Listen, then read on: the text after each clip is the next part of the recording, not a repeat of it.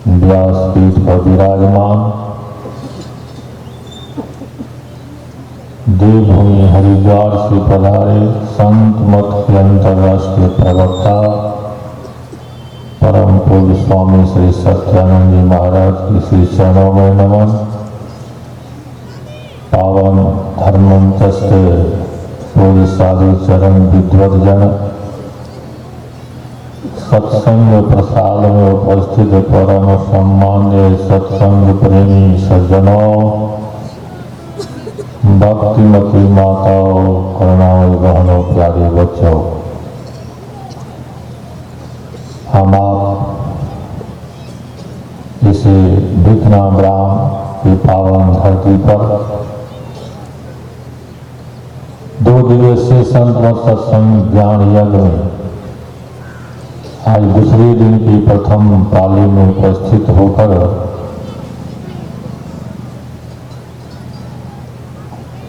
परमाराध्य श्री सद्गुरु महाराज की जो सदर्शित पावन ग्रंथ सत्संग योग श्री प्रतिपाद विषय पर पाठ हुआ, गुरु महिमा के ऊपर उसी आधार पर प्रवक्ताओं महापुरुषों की मुखारबिंद से सुन रहे थे। सतगुरु की महिमा अनंत अनंत किया उपकार, लोचन अनंत उघारिया अनंत दिखावन हार।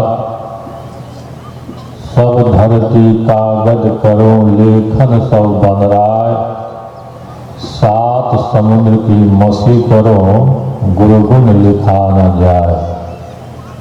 जो सच्चे सदगुरु होते हैं इसके बारे में सदग्रंथ बताते हैं कि इनकी महिमा अनंत अनंत अनंत है, क्योंकि जो समर्थवान होते हैं वह अपने शिष्य का सारा जिम्मेवारी जीवन का भार ले लेते हैं, ठेका ले लेते हैं। इसलिए कहते समर्थ का शरणा लिया। जो समर्थवान सदगुरु होते हैं उनकी शरण में जाएंगे। ताहिन चंपय काल और काल जाल को भंजन कर देते हैं, समाप्त कर देते हैं। पार ब्रह्म का ध्यान धरे हो तन बंका बाल। सज्जनों, सदगुरु महाराज को सच्चे सदगुरु की खोज करने में अपार कष्ट हुआ, बहुत कष्ट हुआ। भूखे प्यासे चिलचिलाती धूप में पैदल चल चल कर सदगुरु की खोज की। बहुत वर्षों कहाँ मिले? यहाँ से 1200 किलोमीटर मुरादाबाद परम संत बाबा देवी साहब की सानिध्य प्राप्त हुई। तब वह गुरु पत्र का ज्ञान प्राप्त हुआ। बहुत कष्ट मिलने के बाद और ऐसे सच्चे सदगुरु, सद्ज्ञान, सदयुक्ति, सदुपदेश हम आप को सहज, सुगम और सरल ढंग से प्राप्त हो रहा है। उनका सानिध्य, उनका ज्ञान, उनका सदग्रंथ जो पद रचित है, तो यह मौका कितना महत्वपूर्ण है। इस पर खो देने के बाद, क्योंकि संसार में बहुत कम ही ऐसे कहते हैं मुक्ति मार्ग जानते, साधन करते नित्य। जो मुक्ति का मार्ग को जानते, साधन में रत रहते और शुचियाचार, शिष्टाचार, सदाचार में पक्के होते और संत मत के ज्ञान को बहुत अच्छी ढंग से समझाते हैं। ऐसे सच्चे सदगुरु होते, उनकी महिमा अनंत अनंत होते हैं। देखिए मंदिर में पत्थर की मूर्ति और बाहर में भी पत्थर होता है, तो बाहर के पत्थर पर अब कोई गिनती है? उस पर लोग जूता, चप्पल, थूक, खखास, मल मूत्र विसर्जन करते हैं। एक पत्थर है जो मंदिर में स्थापित है, वो पत्थर की पूजा हो रही, जो आकार दिया गया है भगवान राम की, भगवान कृष्ण की, दुर्गा, काली, शिवलिंग इत्यादि। क्यों? क्योंकि वह पत्थर जो है कारीगर रूपी गुरु का छेनी हथौड़ा का माल सहाय, इसलिए वह पूज्य हो गया। उसी तरह से हम आप अभी सुन रहे थे, पुरुषोत्तम बाबा सुना रहे थे गोपीचंद के बारे में। तो गुरु के सानिध्य में जाने के बाद उसकी डांट फटकार सहना पड़ता है।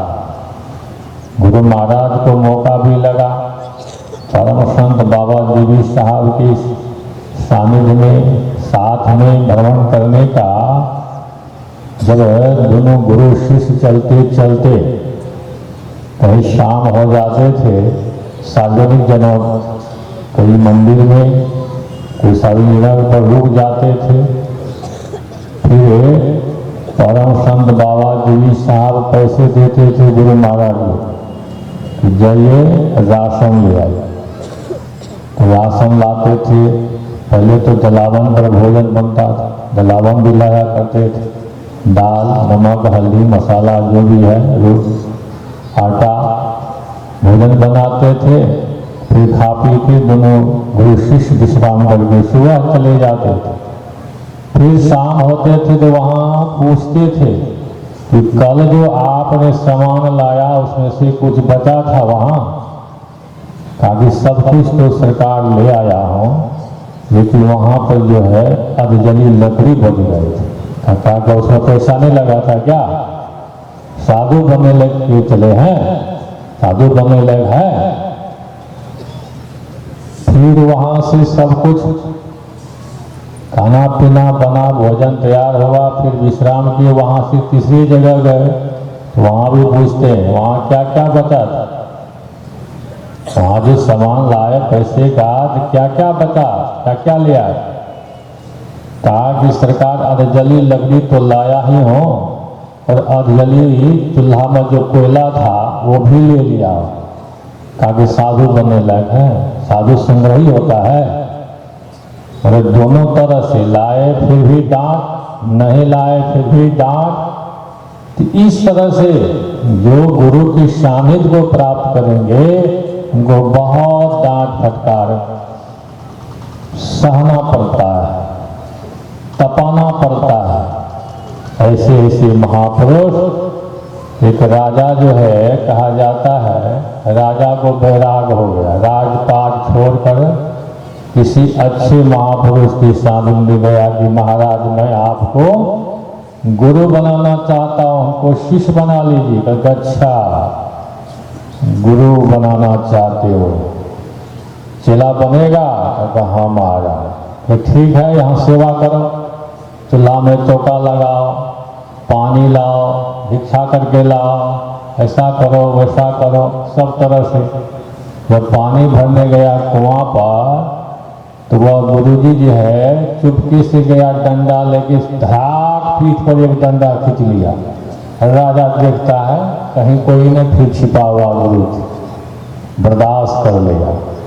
एवं प्रकार से फिर चौका लगाने गया तो फिर जाकर गुरुजी डंडा लेके गया, धाक से फिर राजा को पीठ पर एक डंडा मारा। फिर बर्दाश्त कर लिया, कहा कि तुम पास कर गया, 3 डंडा खाया, तुम अब जो है गुरु का पक्का चेला बनेगा। तो इस तरह से तो सच्चे सदगुरु होते हैं, उनका जो है डांट फटकार मार पीट सहने के बाद गुरु जो होते हैं शिष्य को गुरु ही बना देते हैं। पारस नाम का पत्थर आप लोग सुनो। पारस की विशेष गुण क्या है? लोहा को संपर्क बनाए तो सोना हो जाए। लोहा को उसमें सजाने से, संपर्क करने से सोना बना, मूल्यवान तो बना दिया, लेकिन पारस लोहा को पारस नहीं बनाता। गुरु में ऐसा है, योग शक्ति ज्ञान जो गुरु को गुरु ही बना देते हैं। जैसे रामकृष्ण परमहंस जी महाराज अपने तोतापुरी गुरु महाराज से शिक्षा दीक्षा लेकर गुरु तत्व की प्राप्ति की। फिर उसी का शिष्य स्वामी विवेकानंद जो पहले नरेंद्र बने थे, पूरे विश्व में ज्ञान की गंगा गुरु महाराज के पास। ऐसे ही सदगुरु महाराज के बहुत शिष्य हुए, उनका सेवा सत्कार करते करते तपे तपाए उसका ज्ञान निखर गया, उसकी पूजा हो रही है।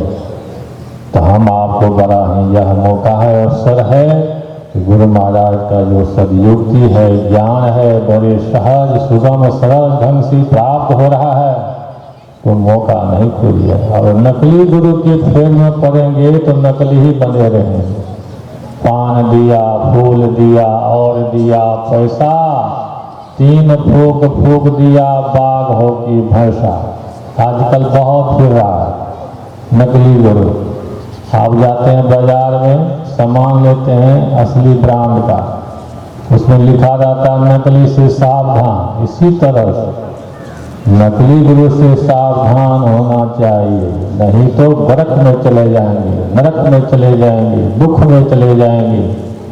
जो सदगुरु आवागमन के चक्र को मिटा देते हैं, ज्ञान देकर, सदयुक्ति देकर, ऐसे गुरु की सानिध्य, परम गुरु महाराज की सानिध्य प्राप्त हो रहा है। इसे ज्ञान ध्यान सीखकर और भजन भाव करके अपना कल्याण और उद्धार होगा। इसी पूजपाठ से हम और सुनेंगे। बोली प्रेम से श्री सद्गुरु महाराज की, श्री सद्गुरु महाराज की।